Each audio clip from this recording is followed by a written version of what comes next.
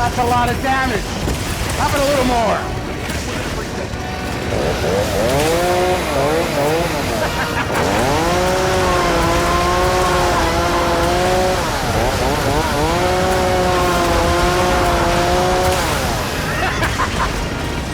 Now that's a lot of damage! Ladies, gentlemen, and archers of all ages, Title Update 4 is an exciting time for everyone, but I feel like it's a particularly special time for the bow players out there. After being in a sort of stagnant spot for a number of months with very little room to improve your builds from new equipment or new systems, Title Update 4 has finally come with some genuine, meaningful changes, both for the weapon's damage just as a whole, but also for the builds that are possible and viable at a high end as well. Today we're going to talk about some of the best builds you could possibly have for the bow in Title Update 4. We'll go over our raw attack focused sets that sort of align with the agreed upon best way to play before the patch, and we'll have a spread from no RNG required at all up to full RNG talisman and Gogmazios Artian weapon set bonuses taken into account too.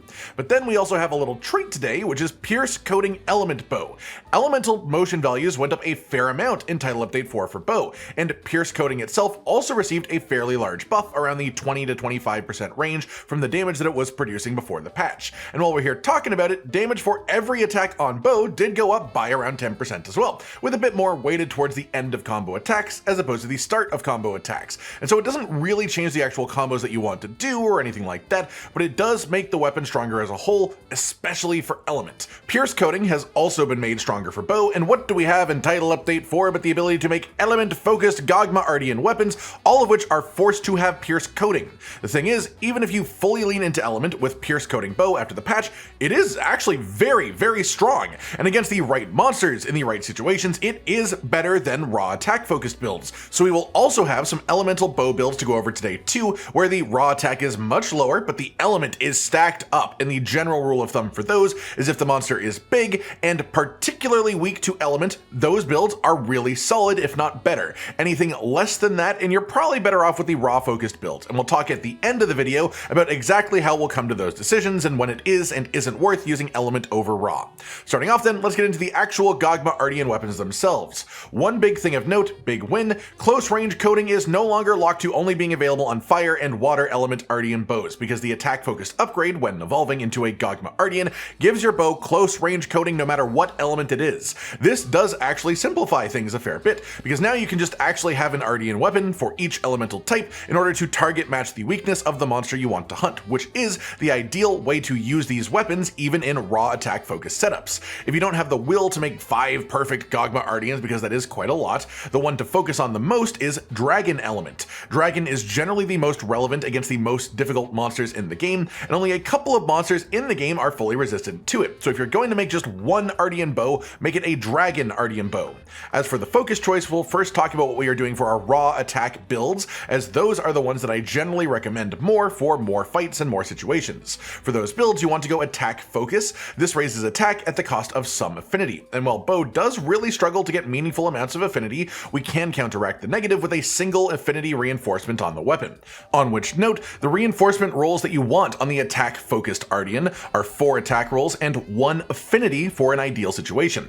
The best that you can get is 2 attack EX, 1 affinity EX, and then the other slots being attack 3, as you can't have more than 2 of the same reinforcement bonus being EX. In this specific situation, the 10% affinity gain from an affinity EX roll is worth more than the 9 attack that we would otherwise be able to have from an attack 3. Even though the math doesn't often work out that way for other weapon types, it does work that way for bow. For the set bonus and the group bonus, only one of our attack builds will actually be built around these, but the ideal rolls are Gore Magala's set bonus and then the Lord Soul group bonus as well, of course, with Gore Magala set bonus helping plug up our massive difficulty getting affinity on bow, and Lord Soul just being a large raw attack increase. The other bow archetype to talk about is for our element builds today, and this is going to be a little bit different. For these, you want to use element focus, of course, which means that we'll be having an increased element on the bow itself, and it gives you access to pierce coating as your main coating type as well. The reinforcements on this one are very simply 5 element rolls. Ideally, I don't have that myself, but that's what you would want to have. If you are stacking element the way we are about to, the only thing that you want is the element, so go fully into element, lean into it hard, and against things that are properly weak to element, this is incredibly powerful. That said, I have not gotten lucky enough enough with my rolls to have the full elements on the bow, but again, ideal is 5 element reinforcements, and the best upgrades you can have with that would be 2 rolls of element EX, then 3 rolls of element 2, which is the highest that element can get before EX. The weapon as we have it is 260 element without any reinforcement rolls on it, but if you were to have perfect element reinforcements, it would go all the way up to 500 element, which is immense. Generally speaking, our element builds will be stacking element high enough that if you have anything less than 4 element reinforcements, you are probably going to hit element cap. Even with element cap going up within this update, that's still something that can very easily happen. To be completely realistic, only the Gogma Artian set bonus including element build is likely to outperform the attack builds in these situations where element is king. The ones that require less RNG than that are more so just for the fun of using pierce element if you want to, and are still more than good enough to be viable builds as well. That said, the ideal set bonus on the element bow is actually gore magala once again, just for the affinity to help our raw attack, is obviously we aren't focusing on raw, but you still do want some raw. And then the group bonus isn't actually going to be completed by the rest of our armor, so it doesn't matter, which means that this element bow is much easier to get the ideal version of than our attack bow, which requires a group bonus too. It's also worth noting that you can build an attack focused bow with element reinforcements if you want to do close range coding in the element builds, and nothing would change, and vice versa, you could build an element focused bow and give it attack and affinity reinforcements to stick into the attack build if you just want to do pierce coding but an attack focused build. These are just the ideal versions of each one that we'll actually be showing in the builds and basing our math around, but those are things that you can do. One final note before we get into the builds, our builds will always aim to have 5 constitution or 2 constitution. If it has 2 constitution, that means you need to eat the barbecue meal feast with delishrooms. Delishrooms are the equivalent of 3 constitution, so this is the equivalent of 5 total constitution. High constitution is super important to playing bow comfortably in this game. I wouldn't say it's literally a requirement, but if you're playing without it, you're going to have a much worse time, so I really highly recommend this. That out of the way, then let's get on to our actual build, starting with our raw attack focused setups, and we'll begin with the highest effective raw build, which is the one that has full RNG, meaning that it relies on the Gogma Artian set and group bonus as well, and also the RNG talismans, though the talisman itself is only an increase of a few effective raw over a crafted talisman for bow, and I'll tell you what it would replace to make that change as well. The actual armor that we use then is new udra, gamma, helmet, and chest, guardian ebony odogaron, gloves, and waist ascended for the actual extra duration slots, and then gore magala, beta legs. This gets us guardian ebony odogaron set bonus, which is just bonus raw with burst active, gore magala set bonus when combined with our weapon, which gives us frenzy, then we also get affinity when it is cleansed, and we also get the lord soul group bonus when counting in our weapon for a 5% weapon attack increase until the guts part of the effect is triggered. On top of that, we get new udra set bonus, but we won't actually be using that, it's just sort of there. For the talisman, the god roll talisman for this setup is going to be 3 attack boost or spread power shots with 1 rank of adrenaline rush, or weakness exploit as a rarity 8 talisman so that you can get a 4th attack boost in the weapon socket as well. If you have a talisman with critical eye instead of attack, that is still very good and is still better than the crafted talisman option, but it is a few EFR lower than the attack talisman version. If your talisman also has 2 armor decoration slots, you can gain even more, which we will be talking about in a moment. If you're going to use a crafted talisman with this one though, just slot in the adrenaline rush charm, which is 3 ranks of adrenaline rush, instead of the one that we have from the RNG talisman. Honestly, it's really not that much less damage than the RNG talisman is. Bow is one of the few weapons where it's like a 1 to 1.5% difference between a crafted talisman and a god roll talisman. For your mantle then, you want to be using corrupted mantle. If you just want pure offense, it is the ideal choice. Evasion mantle isn't a bad secondary option with bow's playstyle though, if you just want something a little bit less risky and self-damaging than corruption mantle is. For the decorations then, in the weapon we have the spread jewel 3 for spread / power shots. This is a 5% damage increase for our power shot and power volley specifically, as well as 1000 dragons. Dragon / bandolier for 3 dragon attack and 1 rank of ballistics. This dragon attack part should be replaced with the element of whatever element your bow is using, of course, and this is just because for bow specifically, it is actually more damage to have this than an attack skill in the exact same slot, even in the attack focused build. Ballistics is a great combo decoration for this, as it just extends critical range, making it more comfortable to play. Then we have a critical 3 jewel for 3 ranks of critical boost. In the armor, we have 5 tenderizer jewels so that we can get the full 5 ranks of weakness exploit for some good affinity, 1 counter jewel to finish off counter strike to rank 3, which doesn't have crazy high uptime on bow, but it is still worth it according to the math. 1 refresh jewel just as an extra use of our remaining 2 slot here for 1 rank of stamina surge, which is a very luxury comfort comfort skill for the bow because we have that slot anyways. Then we also have 2 sane jewels to give us the full 3 ranks of antivirus for bonus affinity after clearing the frenzy, and then we also have room for 2 physique jewels to get constitution 2, which leaves you with 1 free 1 socket remaining. If you have 2 armor slot sockets in your talisman, you could fill those 2 with constitution, and then this remaining slot as well with constitution, which would let you hit 5 ranks of constitution, and if you did that, you could then eat a feast, which gives you more attack and more utility bonus than just the barbecue grill meal does in comparison. The full skill list is on screen for this as well if you want to see the whole thing, and I do find it quite fun that we have 3 separate 2-set bonuses, as well as a group bonus active too. I think that's a really cool sort of thing that we're able to do now. That said, let's get into the math for this one, and I will be detailed on the math for this first build, but then try to keep it relatively brief for the rest once you have seen my process. 257 attack on the ideal Gogma Artian bow roll setup. We increase that by 5% for the Lord Soul bonus, and by 2% for attack boost rank 4. These percent bonuses do not include each other, they are both separately calculated from the weapon's base attack. So this puts us to 275 attack. Increase that by 8 for attack boost 4's flat portion, then by another 10 for burst rank 5 at full bonus, which we can easily keep up, plus 10 attack from Adrenaline Rush 1, which should always be active due to discerning dodge being core to the gameplay loop of the weapon, plus 12.5 attack from Counter-Strike rank 3, counted at 50% uptime. This needs you to be hit once every 90 seconds or so to hit that uptime. If you get hit less than that, the uptime will be less. If you get hit more than that, the uptime will be more. But unless you only get hit once like every 5 or 6 minutes, it is always worth having Counter-Strike in this build. Then we also get plus 8 bonus raw from the Ebony Odogaron 2-set bonus being active, which puts us to a total attack of 323.5. Negative 10% affinity on the Gogma Artian weapon with attack focus as a base, but we counteract that with 10% affinity EX back to a neutral 0%. We gain 30% from weakness exploit rank 5, we get 25% from the combination of antivirus rank 3 and gore magala 2-set bonus when we clear frenzy, and that puts us up to 55% total affinity on average. With 3 critical boost, a critical hit is a 34% increase to your damage, so a 55% chance of that happening is an overall 18.7% increase to our average damage. Apply that to the attack total to get 384, then increase that by 40% to account for the close range coding multiplier up to 537.6 effective raw, which for comparison is about a 7% damage increase over the best bow builds from before Title Update 4.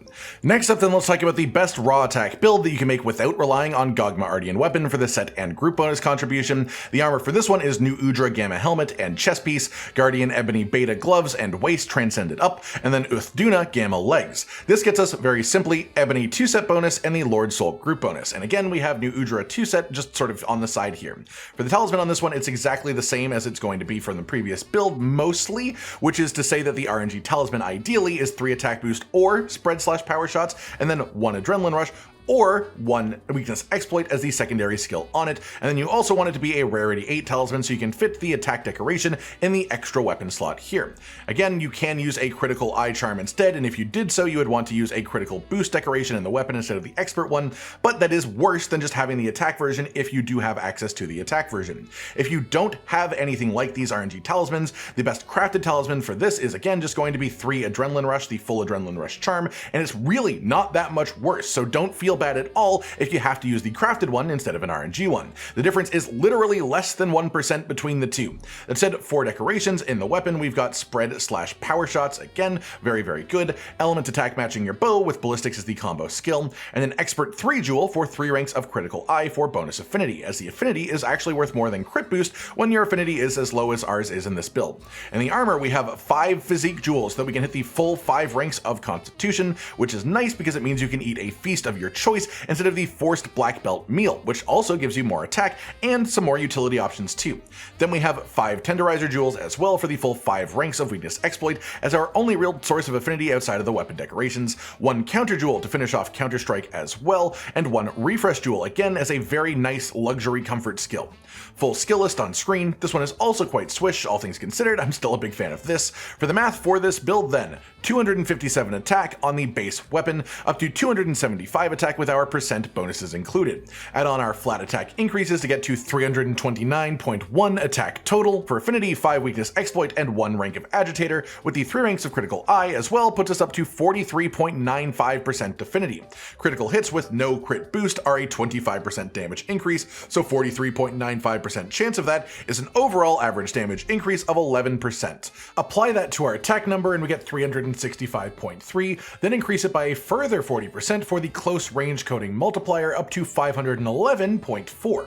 This is around 5% lower than the previous build that we talked about, but it is still about a 2% increase over the best bow builds from before Title Update 4, even counting them as using the new bows with the new stats that those can reach. That covers our attack builds then, so let's talk about our elements where things get a little bit funkier. For our element builds, let's start with the one that hits higher numbers, which is the one that relies on Gogma Artian weapon for a set bonus, but not for a group bonus in this setup. The armor for this is the Mizitsune Beta Helm, Transcended, new Udra Gamma Chest, Gore Beta Gloves, then Gogmazios Beta Waist, and either of the Gog pieces for legs. It's not really much of a difference in this setup. Then for the talisman, the best RNG one that you have available to you is 3 attack boost or spread/power shots, and then either burst or adrenaline rush as the armor skill, as a rarity 8 talisman as well, so that you can get the weapon socket for the 4th rank of attack. If you don't have this, you would replace it with the full burst crafted charm. That way you could replace 2 burst decorations in the set with 2 agitator decorations, which is genuinely extremely close in actual number math, but the big difference is that RNG talismans can have armor skill sockets on them.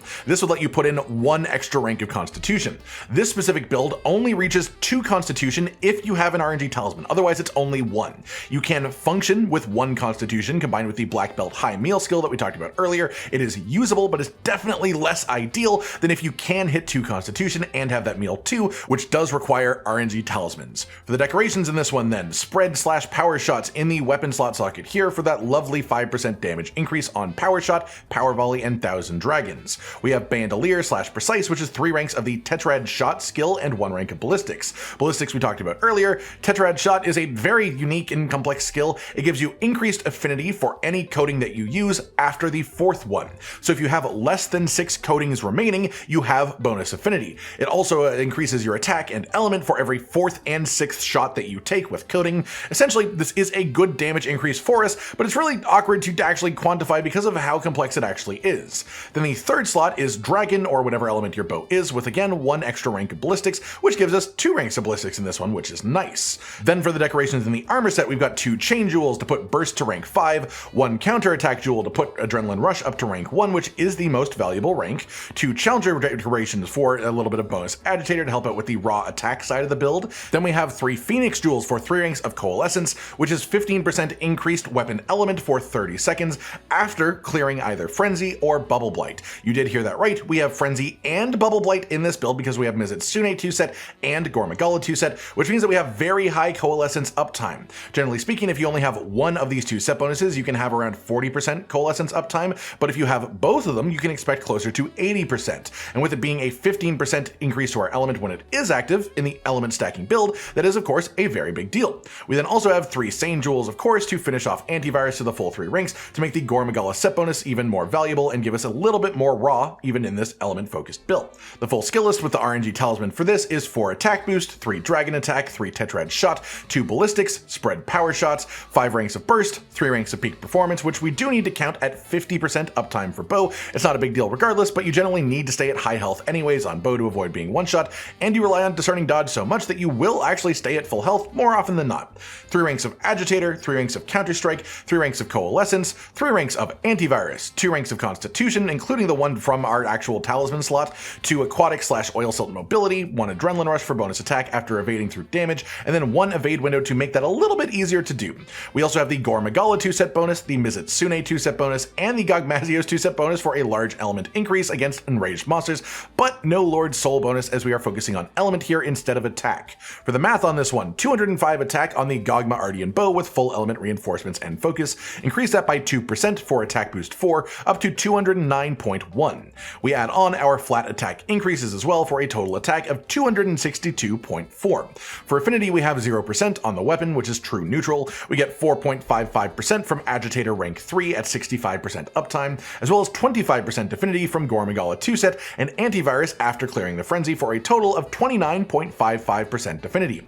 We have no crit boost, boost, so critical hits are 25% bonus damage, 29.55% chance of that happening is an average damage increase of 7.4%. Apply that to our attack number for 281.8 effective raw, and pierce coating is more complex than close range coating, so we can't just apply a multiplier to it, but overall it will end up being 20% less pure raw attack damage than the raw attack setup is, but we gain a ton of element in response. That said, let's math out the element as well. 500 element on a perfectly rolled Gogma Artian element bow, increase that by 20% for element attack 3's percent bonus, then by a further 15% for coalescence 3's percent bonus, then a further 20% from Gogmazios 2 set bonuses percent bonus, up to 828 element. Unlike the weapon attack percent bonuses, these bonuses, the element ones, do apply to the base weapon element and do count each other.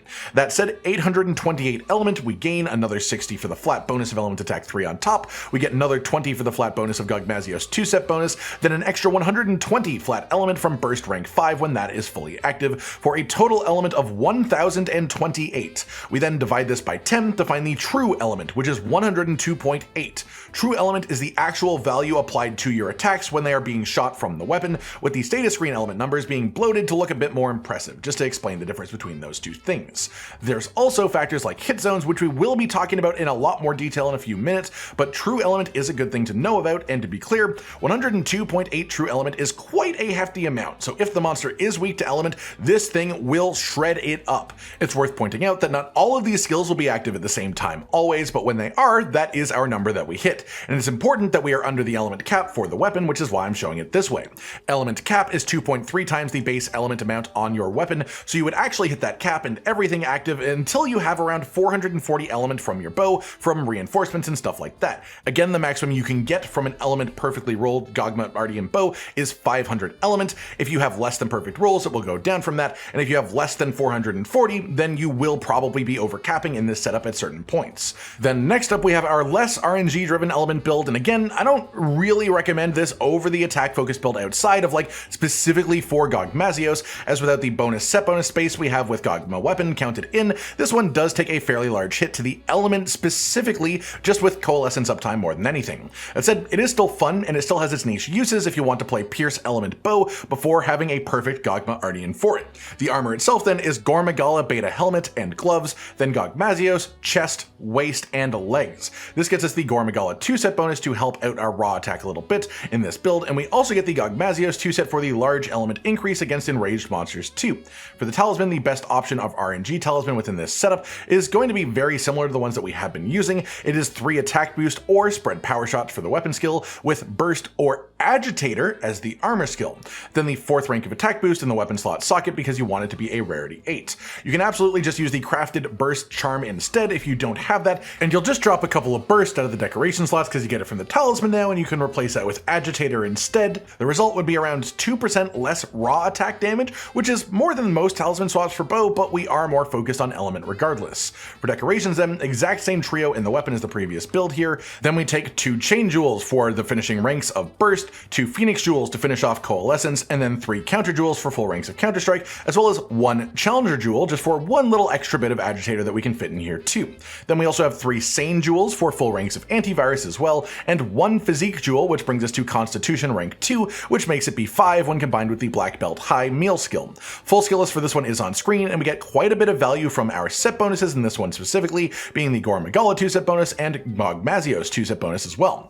For the math to sort of blitz through for this one, 205 attack on the weapon increased by our percent boost to 209.1. Add on our flat bonuses up to 264.8, we have 3.25% affinity from agitator, 25% from gore 2 set and antivirus, so total of 28.25%. No crit boost means 25% bonus when critting, 28.25% chance of crits happening means an average damage increase of 7.6%. Factor that into our raw attack to get 283.5 EFR, which is very slightly higher than the previous build for raw, but element is where the difference happens here. To be clear, our actual element number math is going to end up exactly the same as we go through here. We have the same skills themselves. The main difference is that the other element build has 2 ways of triggering coalescence because of the Mizitsune 2 set bonus, whereas this set only has 1 way of doing so.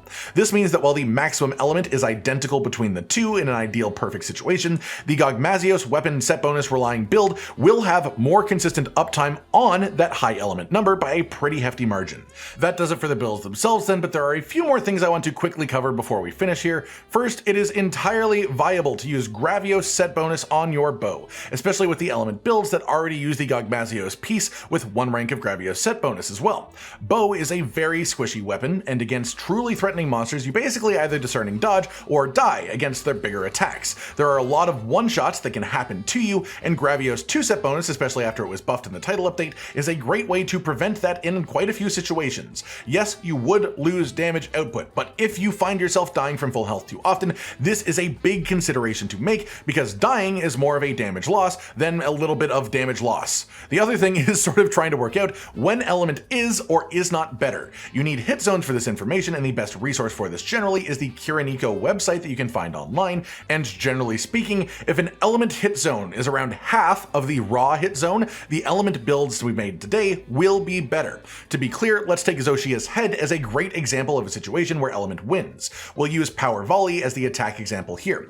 Our best raw attack build hits 537.6 effective raw. Our best element build hits 281.8 effective raw. But that's because there is no simple multiplier for pierce coating, which that one has. That said, let's pretend that it has close range coating just so that we can compare numbers a bit more properly here and increase that by 40% for 394.5 for a fair comparison.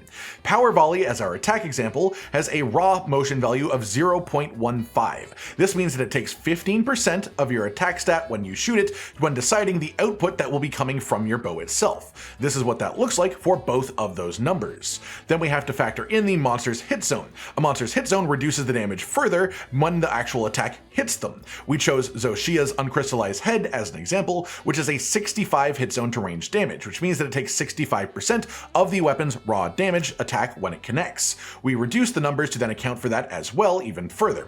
The best attack build hits 33.6 true element, and the best element build hits 102.8 true element. Power volley has a 1 times multiplier on element, so they don't actually get changed from our motion values, but then Zoshia's head hit zone to dragon element is 30, meaning 30% of true element will apply with each hit from this attack. This changes the numbers to look like this instead. If we then add the raw attack numbers and the element numbers together for each build, it instead looks like this, showing that attack build power volley would do 63.47 damage, and element build power volley would do 69, which is nice. This is an example of one of the more element weak monsters in the game, just to show that there are situations where the full element build does do more damage if played well, and a hit zone split of 65 raw and 30 element is enough to make that happen. This is even more ridiculous though with something like Gogmazios, whose head is a 50 dragon element hit zone when he is in gaseous form, and we don't know his ranged hit zones yet, but I guarantee you it isn't going to be higher than 65, and that means that Gogmazios specifically leans way more towards elements being busted against him than most monsters are.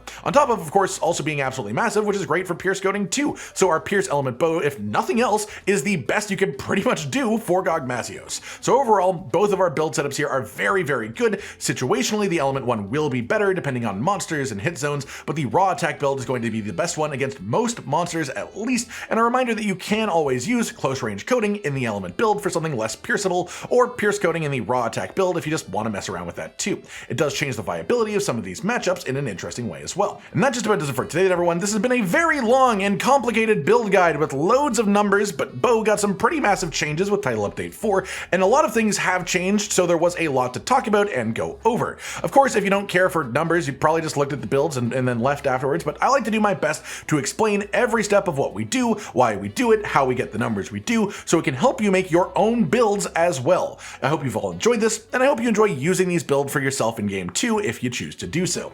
Like if you liked the video, subscribe to the notification bell for more, and most importantly, ladies and gentlemen, until next time, stay sweet. Josh, Cotton, and Hollow with the videos, dropping the humor like a hammer on your tippy toes, bringing entertainment on a daily arrangement to take our insanity and turn it into entertainment. Yes, I said entertainment twice, to reiterate that it is nice to look into your faces on a mostly daily basis when you let us in your homes to make the whole world a stage. Goodbye.